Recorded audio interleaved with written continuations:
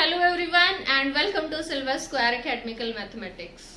Yes, we are back with one more video for class 11 from NCERT book on chapter number 1. And topic we will be discussing today is operation on sets और उसमें से भी जो सब topic आज की video का हिस्सा है वो है यूनियन ऑफ सेट्स. ठीक है, so let's start. Okay, union of sets. उससे पहले थोड़ा सा ऑपरेशन ऑन सेट्स पे फोकस करते हैं कि सेट्स पे क्या क्या ऑपरेशंस हम यूज कर सकते हैं. So let's start from starting. हमने नंबर सिस्टम पढ़ा हुआ है. ठीक है, नंबर सिस्टम बहुत पहले से हम पढ़ते आ रहे हैं नंबर्स के बारे में. So let's take any two numbers से 4 and 6. कोई भी दो नंबर लेते हैं. ठीक है, हम इन 4 and 6 ये दो नंबर हैं और इन पे हम बेसिक ऑपरेशंस यूज करें then we get another number. Do you know कि जो एडिशन है, सब्ट्रैक्शन है, ठीक है, subtraction and multiplication and lastly division, multiplication and division, इनको बोला जाता है बेसिक ऑपरेशंस. ठीक है, इन चारों को क्या बोला जाता है? These are called basic operations on number system. Numbers के लिए ये बेसिक ऑपरेशंस का काम करते हैं. And what I am telling you कि जब हम दो नंबर्स पे इनमें से कोई भी एप्लीकेशन अप्लाई करते हैं, ऑपरेट करते हैं, then we get another number. हमें एक और नंबर मिलता है. फॉर एग्जाम्पल 4 and 6 को अगर हम ऐड करें we are getting another number. हमें एक और नंबर ही मिलता है. ठीक है, अगर हम इनको सब्ट्रैक्ट करें then again we are getting a number. ठीक है, मल्टीप्लाई करें we are getting a number. ठीक है, 24. एंड डिवाइड करें तो भी हमें क्या मिलता है? एक नंबर ही मिलता है. 2/3 ये भी एक नंबर है. So what I mean to say, when we operate these numbers under these 4 basic operations, we are getting another number. तो इसी टाइप से जो हम सेट पढ़ रहे हैं या हमने पढ़ लिया सेट के बारे में, उन पे क्या क्या पॉसिबल ऑपरेशंस हम यूज कर सकते हैं. ठीक है, उसके बारे में है ऑपरेशन ऑन सेट्स. और इस पे क्या बेसिक ऑपरेशंस है? वैसे तो हम बहुत कुछ ऑपरेट कर सकते हैं बट बेसिक किसको बोला गया है? The first thing is union, then we would be discussing intersection and the third one is difference. ठीक है, तो इन तीनों ऑपरेशंस को क्या बोला गया है? These are operation on sets, rather basic operation on sets. तो इसमें से आज जो हम पढ़ेंगे इस वीडियो में that is union of sets. ठीक है, तो union actually basic operation on sets का ही एक सब पार्ट है, उसी का एक टॉपिक है. तो लेट अस डिस्कस कि यूनियन किसको बोलते हैं. मान लीजिए आपके पास एक सेट है. Let you are having a set A जिसमें हमारे पास 1 2 3 4 ये 4 elements. And we have another set B जिसमें कुछ और एलिमेंट्स हैं. फॉर एग्जाम्पल 4 5 6 7 8 ये हमारे पास एलिमेंट्स हैं.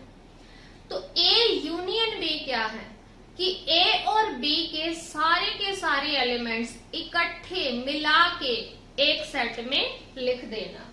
ठीक है, तो एक सेट बनाते हैं हम जिसमें A के भी सारे एलिमेंट्स लिखेंगे और B के भी सारे एलिमेंट्स लिखेंगे. एक साथ लिखना है. सो 1 2 3 4 ये हो गए सारे. अब हम ये वाले लिखें तो 4 5 6 7 8 ये भी लिख दिए. अब आप ऑलरेडी पढ़ चुके हो कि सेट्स में क्या है कि किसी भी एलिमेंट को जनरली रिपीटेडली नहीं लिखा जाता. ठीक है, तो यहाँ पर जो ये 4 रिपीटेड आया है इसमें से हम एक ही 4 लिखेंगे क्योंकि पता है कि सेट में जो है रिपीटेडली किसी भी एलिमेंट को नहीं लिखा जाता. तो हम इसको ऐसे भी लिख सकते हैं. एक्चुअली ये दोनों सेट एक ही थे. तो ये जो एक नया सेट आया है this is actually A union B. ये ए और बी दोनों सेट्स के यूनियन के इक्वल है। I think the concept is clear. तो ए यूनियन बी यानी कि दो सेट्स की यूनियन किसको कहेंगे? ऑफ कोर्स वो एक सेट होगा और उसमें ए और बी दोनों के दोनों एलिमेंट्स को इकट्ठा एक साथ लिखा जाएगा। सो this is called A union of two sets. ठीक है, और इस यूनियन को जैसा मैंने अभी लिखा, इसको किस सिंबल से हम लिखते हैं? यू से ही लिखते हैं। ठीक है, ए यूनियन बी पढ़ेंगे कैसे? ए यूनियन बी यानी कि ये सिंबल यू जो है इसको यूनियन बोलेंगे हम पढ़ते हुए। ठीक है, now let us talk about definition. ठीक है, इसकी डेफिनेशन क्या है? डेफिनेशन है कि union of two sets, union of two sets A and B से सी, मान लीजिए क्योंकि ऑफ कोर्स पता है कि जो दो सेट्स की यूनियन है वो एक सेट ही होगी। ठीक है, union of two sets A and B is the set C, is the set C, C just हमने इसका नाम रख लिया, which contains either elements of A or elements of B। यानी कि उसमें ए और बी के सारे एलिमेंट्स होंगे, उसी को हम क्या बोलते हैं? Union of sets. एक्चुअली ये डेफिनेशन मैं आपको क्यों बता रही हूँ, क्योंकि जब हमारे पास स्मॉलर क्वेश्चंस होते हैं या फिर जैसे एमसीक्यूज आ गए हैं या फिर 1 मार्क के क्वेश्चंस आ जाते हैं, तो डेफिनेशंस की या बेसिक कॉन्सेप्ट्स की इम्पोर्टेंस बहुत ज्यादा बढ़ जाती है। 1 नंबर में ये क्वेश्चंस पूछे जा सकते हैं। सो you should remember this also. ठीक है, तो यूनियन ऑफ टू सेट्स क्या है? मान लीजिए दो सेट हैं ए और बी, उनकी यूनियन अगेन एक सेट ही होगी। ठीक है, जिसमें क्या होंगे, जिस सेट में क्या होंगे? ईदर एलिमेंट्स ऑफ ए होंगे और एलिमेंट्स ऑफ बी होंगे। एंड ऑफ कोर्स जो कॉमन होंगे उनको तो हम एक ही बार लिखेंगे, कॉमन वाले भी आएंगे। कहीं आप ये सोचो कि कॉमन जो होंगे वो नहीं होंगे, ऑफ कोर्स होंगे, क्योंकि वो ए में भी है और बी में भी है, तो वो तो आने ही आने हैं। ठीक है, और इसको अगर हमें शॉर्ट फॉर्म में लिखना हो तो ए यूनियन बी यानी कि डेफिनेशन या सेट बिल्डर फॉर्म में लिखना हो तो हम कैसे लिखेंगे? A union B is the collection of all elements x such that x belongs to A और x बिलोंग्स टू b। ठीक है, यानी कि a यूनियन b में क्या होंगे? कुछ एलिमेंट्स होंगे और वो एलिमेंट या तो a में होंगे या फिर b में है। वो सारे के सारे एलिमेंट्स मिला के हमें कहाँ लिख देने हैं? a यूनियन b में। ठीक है, so this was the definition. I hope you got it and this is again in your book. You can remember that from there also. यहाँ पर मेरा मकसद इसको लिखने का क्या है, आपको क्लियर हो जाए, आपको समझ में आ जाए कि क्या लिखा हुआ है। ठीक है, ओके। इसके बाद हमारे पास कुछ प्रॉपर्टीज हैं यूनियन से रिलेटेड। ठीक है, यानी कि कुछ उनकी खास बातें हैं जिनको हम प्रॉपर्टीज कहते हैं यूनियन से रिलेटेड। वो प्रॉपर्टीज क्या हैं? एनसीईआरटी में ये 5 प्रॉपर्टीज दी हुई हैं, ये 2 मैंने एक्स्ट्रा लिख दी हैं। एक्चुअली ये भी इन्हीं का हिस्सा है, but these are not given in NCERT. So let us discuss. क्या है? A union B is equal to B union A. पहली प्रॉपर्टी क्या है कि A union B is equal to B union A, और इसको बोलते हैं कम्यूटेटिव लॉ। कम्यूटेटिव लॉ क्या है कि अगर हम ए और बी का ऑर्डर चेंज कर दें, उनका प्लेस चेंज कर दें, उनको एक्सचेंज कर दें एक दूसरे के प्लेस से, तो उनके आंसर पर कोई फर्क नहीं पड़ेगा। ठीक है।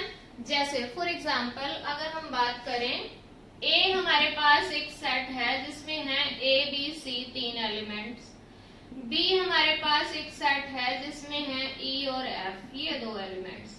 तो ए यूनियन बी क्या आएगा, ए और बी के सारे एलिमेंट्स, जस्ट हमें ध्यान रखना है कि रिपीट ना हो कोई element. So A B C E and F ये सारे एलिमेंट्स आ गए। अब अगर मैं B यूनियन A लिखूं तो ज्यादा से ज्यादा क्या होगा कि पहले मैं B के लिख दूंगी एलिमेंट्स, तो उसमें आ जाएंगे E F A B C। अब आपने ये भी पढ़ा हुआ ऑलरेडी कि सेट में जो एलिमेंट्स लिखे हुए होते हैं उनके ऑर्डर का कोई खास रोल नहीं होता, यानी कि A इसमें है तो होना चाहिए, चाहे वो फर्स्ट प्लेस पे है चाहे वो लास्ट में है, इससे कोई फर्क नहीं पड़ता। तो actually these two sets are equal. ठीक है, तो अगर ये इक्वल हैं तो of course A union B and B union A भी इक्वल होंगे। So I hope you got it कि A यूनियन B लिखा हो या B यूनियन A लिखा हो तो दोनों का आंसर सेम ही रहेगा, दोज विल बी इक्वल। उनके ऑर्डर का उनके आंसर पर कोई इफेक्ट नहीं होता है। So this is called commutative law. इस लॉ का क्या नाम है, कम्यूटेटिव लॉ। आपने ये वर्ड पहले भी पढ़ा होगा, हमने ऑपरेशन ऑन सेट्स जब किया था तो भी हम इसका नाम फ्रीक्वेंटली पढ़ते। दूसरी प्रॉपर्टी ये क्या है, A union B union C. इसका क्या मतलब है, ध्यान से देखना, ये ब्रैकेट यहाँ लगी हुई है। इसका मतलब क्या है कि पहले आप A और B की यूनियन कीजिए, वो ऑफ कोर्स एक सेट आएगा और उस सेट के साथ फिर C की यूनियन आपको करनी है। ठीक है, ये लेफ्ट साइड है। अगर आप ऐसे करेंगे तो एक आंसर आएगा and that answer would be equal to A union B union C। यहाँ ब्रैकेट अगर आप फोकस करें तो यहाँ है B और C के बीच में जो है यहाँ पर ब्रैकेट लगी हुई है। दैट मीन्स हमें पहले जो यूनियन करनी है वो किसकी यूनियन करनी है, B और C की। इसको भी हम थ्रू वन एग्जांपल समझ सकते हैं जल्दी से। लेट आपके पास A एक सेट है जिसमें 2 एलिमेंट्स है 1 एंड 2, B एक सेट है जिसमें सिर्फ 2 है, C एक सेट है जिसमें है 1, 3 एंड 5। मान लीजिए ये 3 एलिमेंट्स। ठीक है, तो लेफ्ट साइड वाला हमने पार्ट लिया which is A union B and union C।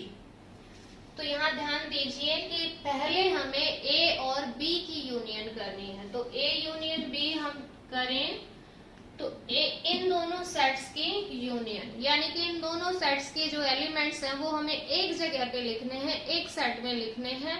बस फोकस किस पे करना है, ध्यान किसका रखना है कि रिपीटेड एलिमेंट ना हो। ठीक है, तो 1, 2, अब यहाँ पर भी 2 है, ये ऑलरेडी जब लिख दिया है तो फिर से लिखने की जरूरत नहीं है। सो A यूनियन B हमारे पास ये आ गया। इसकी यूनियन अब हमें किससे करनी है, C से। तो C में है एलिमेंट्स 1, 3 एंड 5। अब इसका आंसर क्या होगा, यानी कि इस सेट के और इस सेट के एलिमेंट्स को एक साथ लिख दीजिए एक सेट में। ठीक है, रिपीट हम नहीं करेंगे, वो ऑलरेडी पता है। 1 देन 2, इसके दोनों आगे। अब 1 यहाँ पर है वो हम लिख चुके हैं, we are not writing that again. Then क्या है 3 एंड देन 5। ऑल राइट, तो हमारे पास इसका लेफ्ट साइड का आंसर आ गया, A union B union C का ये आंसर आ गया। Now we are taking it RHS which is A union B union C। ठीक है, A में क्या एलिमेंट्स हैं, 1 एंड 2 हैं। यूनियन किससे करनी है, B यूनियन C पहले करनी है। B और C के इकट्ठे एलिमेंट एक साथ लिखने हैं, तो 2 और फिर 1, 3, 5। 2, 1, 3, 5 ये सारे एलिमेंट्स लिख दिए B और C के।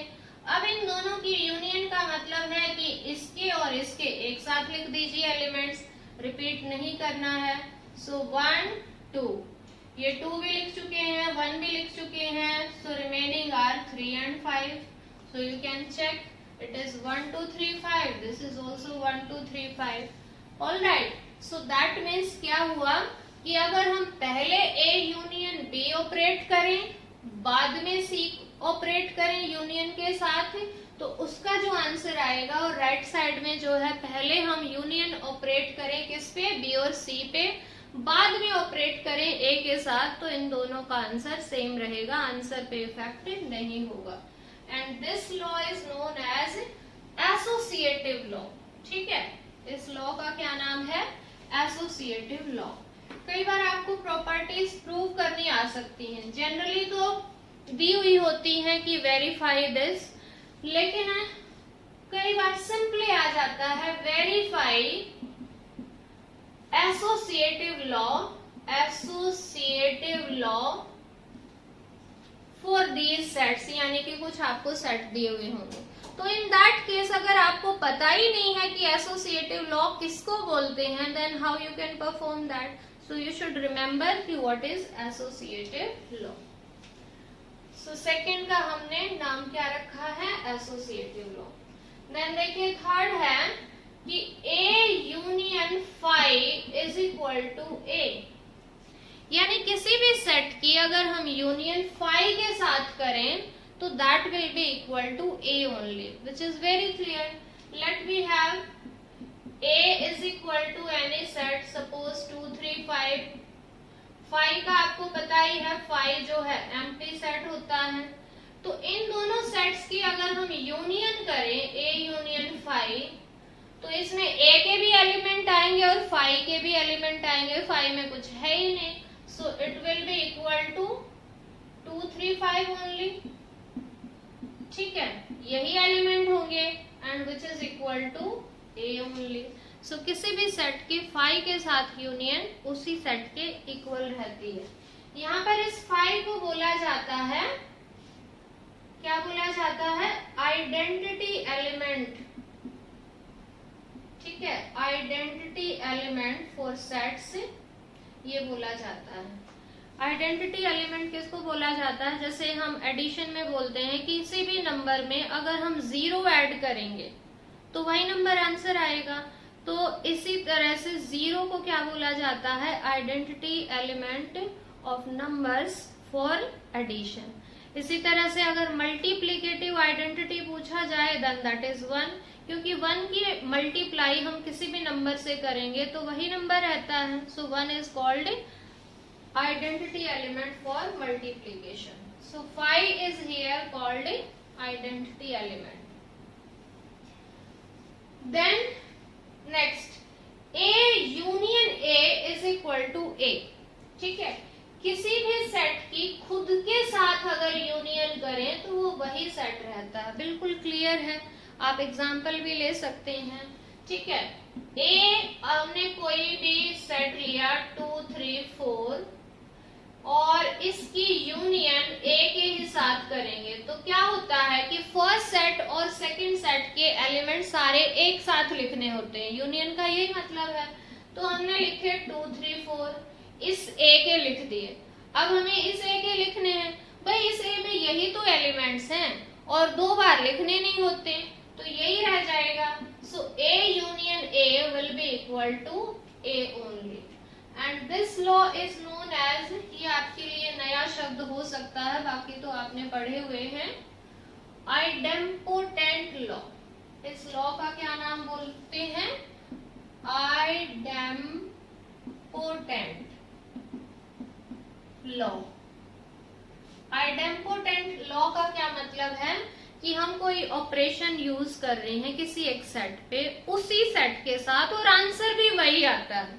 फॉर एग्जाम्पल 0 प्लस 0 किसके इक्वल आता है, 0 के इक्वल आता है.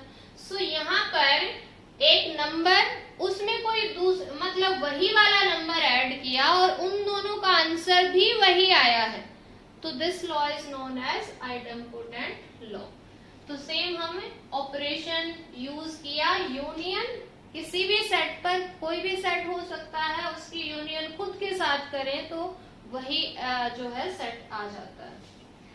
देन यहाँ पर आपको दो यू दिखाई दे रहे हैं, एक्चुअली में ये दो यू नहीं है, this first you is for universal set, ये किसके लिए है, यूनिवर्सल सेट के लिए, यानी यूनिवर्सल सेट की किसी भी सेट ए के साथ यूनियन की जाए तो उसका आंसर यूनिवर्सल सेट ही आता है।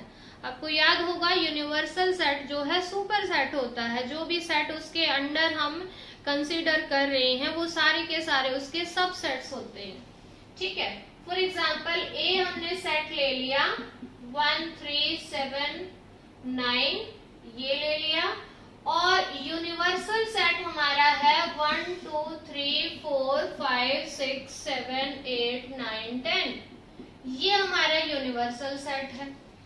तो इसमें अगर इन दोनों की यूनियन करेंगे तो ऑफ कोर्स ये वाला पूरा सेट आ जाएगा, क्योंकि ये सारे के सारे एलिमेंट यहाँ पर भी तो आए हुए हैं। सो इन दोनों सेट्स की अगर हम यूनियन करें, ए यूनियन यूनिवर्सल सेट या यूनिवर्सल सेट यूनियन ए, क्या वो यूनिवर्सल सेट के ही इक्वल नहीं आ जाएगी, ठीक है। So this law is universal law. Then next है, और इसी लॉ से ही निकला है, ये जो 6th लॉ है ये कोई अलग नहीं है, एक्चुअल में ये इसी से है, बस इसको अलग तरीके से यहाँ पर लिखा हुआ है।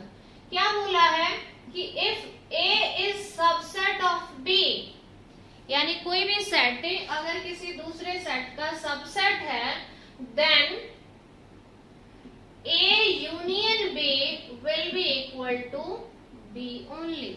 यही तो यूनिवर्सल सेट में था। क्या ए जो है इस यूनिवर्सल सेट का सबसेट नहीं है? एक्चुअली यूनिवर्सल सेट के तो सारे के सारे सबसेट होते हैं, तो इनमें से जो लार्जर सेट होगा वो यू होगा, ठीक है। तो इन दोनों की यूनियन करेंगे तो ये किसके इक्वल आ जाएगा, उस लार्जर सेट के ही इक्वल आ जाएगा। और सेम बात यहाँ कही गई है, अगर ए जो है बी का सबसेट है तो इसका मतलब है बी में ज्यादा एलिमेंट्स हैं अगर पॉसिबल है तो, अदरवाइज दोनों इक्वल भी हो सकते हैं। तो बी जो है लार्जर सेट है जिसमें ए के सारे एलिमेंट्स हैं, तो इन दोनों की जब यूनियन करेंगे तो वो किसके इक्वल आ जाएगी, उस लार्जर सेट के ही इक्वल आ जाएगी। एक छोटा सा एग्जांपल लेते हैं to make it more clear. Let we have A is equal to 1 2 और बी में हमने ले लिए एलिमेंट्स 1 2 3 4। हम यहाँ देख सकते हैं कि जो A है that is a subset of B, ठीक है। A के सारे एलिमेंट्स यहाँ पर हैं, so we can say that A is a subset of B, ठीक है। अब हम करते हैं A union B। A union B find out करेंगे तो A और B के इकट्ठे एक साथ सारे एलिमेंट्स लिखने हैं, so of course we will get 1 2 3 4, और ये किसके इक्वल है, B के इक्वल है, ठीक है। तो दैट मीन्स कि अगर A B का सबसेट है तो उनकी यूनियन करेंगे तो वो किसके इक्वल आ जाएगी, B के ही इक्वल आ जाएगी, लार्जर सेट के इक्वल आ जाएगी, सुपर सेट के इक्वल आ जाएगी, ठीक है। ये इसका मतलब था। All right, and then last property which is again clear कि अगर हमारे पास A यूनियन B फाई के इक्वल है, यानी कोई दो सेट हैं और उनकी यूनियन फाइंड आउट की और उसका आंसर क्या आया हुआ है, फाई आया हुआ है, यानी उनमें एक भी एलिमेंट नहीं आया है, तो इसका एक ही मतलब है कि A भी नल सेट है और साथ के साथ B भी नल सेट है। इसको समझते हैं। मान लीजिए A में कोई ना कोई एक सिंगल एलिमेंट है, कोई ना कोई, मान लीजिए A कैसा है, नल सेट नहीं है, तो A यूनियन B जब करेंगे तो वो एलिमेंट इसमें आएगा या नहीं आएगा, A यूनियन B में तो वो एलिमेंट पक्का आएगा, ठीक है। इसका मतलब A union B is not equal to phi set, ठीक है, फाई के इक्वल नहीं हुई, तो ए यूनियन बी अगर फाई है तो इसका एक ही मतलब है, ना तो ए में कोई एलिमेंट है ना ही बी में कोई एलिमेंट है, both are null set, void set और यू में से एम्प्टी सेट। सो ये आपको ध्यान रखनी है कि if A union B is equal to phi then it implies A and B both are phi sets. So these were the properties. इसके अलावा एक छोटी सी आप याद रखना चाहो, वैसे तो क्लियर ही है, कि जो ए सेट है that is a subset of A union B and B is also a subset of A union B.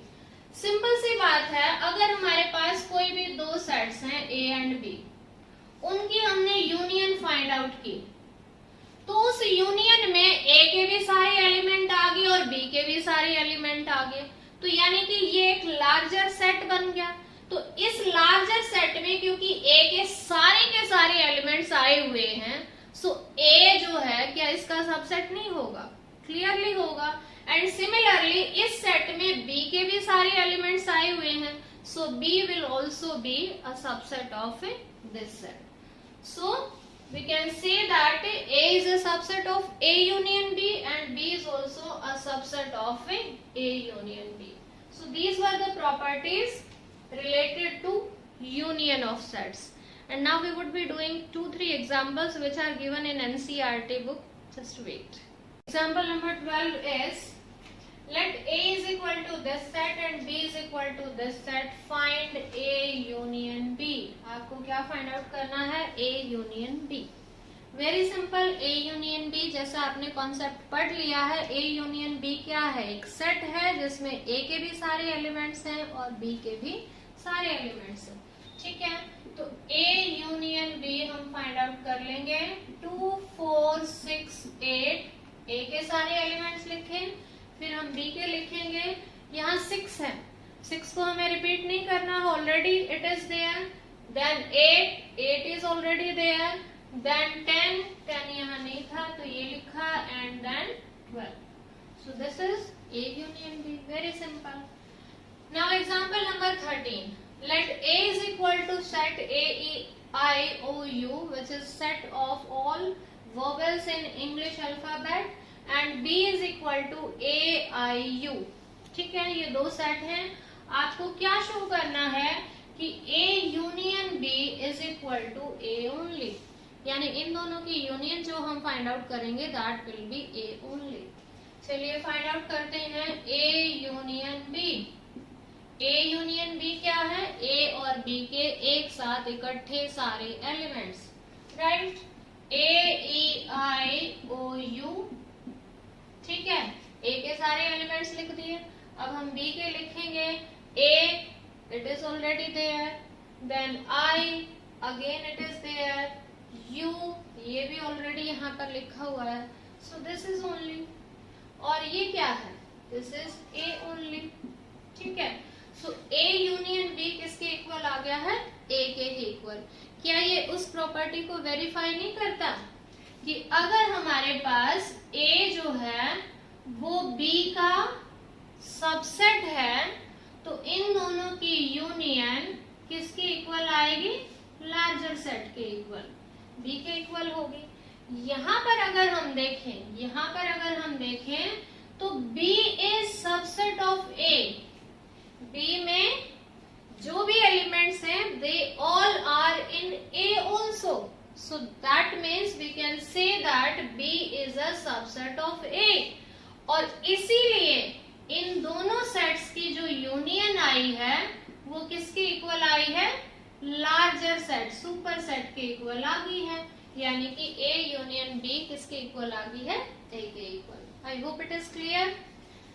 Now example number 14, it is let X is a set which consists of these three names Ram, Geeta and Akbar be the set of students of class 11 who are in school hockey team। ये जो तीनों बच्चे हैं ये class 11 के students हैं और ये किस में हैं? हॉकी टीम में हैं। Y एक और सेट बनाया, इसमें भी ये तीन बच्चे हैं। Be the students be the set of students from class 11 who are in school football team. ये 3 बच्चे फुटबॉल टीम में हैं.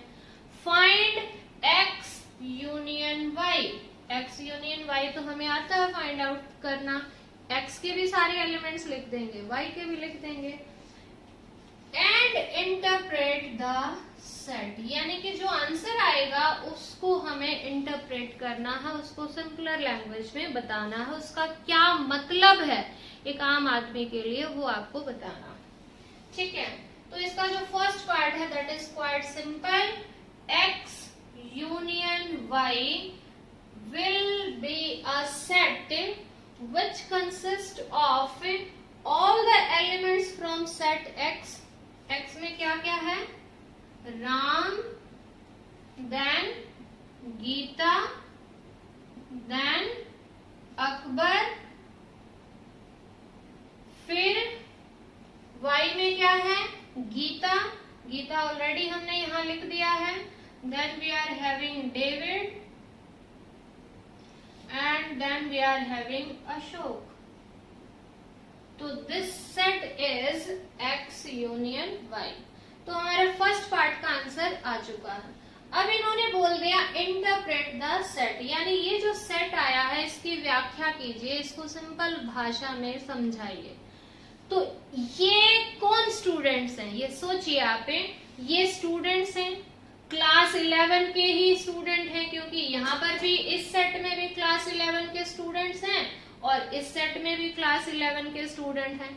इसका मतलब ये पांचों के पांचों किसके हिस्सा हैं? क्लास 11 का हिस्सा है. अब इनमें से जो बच्चे लिए हुए हैं वो या तो किस टीम में है? हॉकी टीम में है, या फिर वो किस में है? फुटबॉल टीम में है. और यही बात हमें लिखनी है कि these are the students from class 11 which are either part of a hockey team or these are part of a football team. ठीक है, so same we need to write the set x union y contains name of students from class 11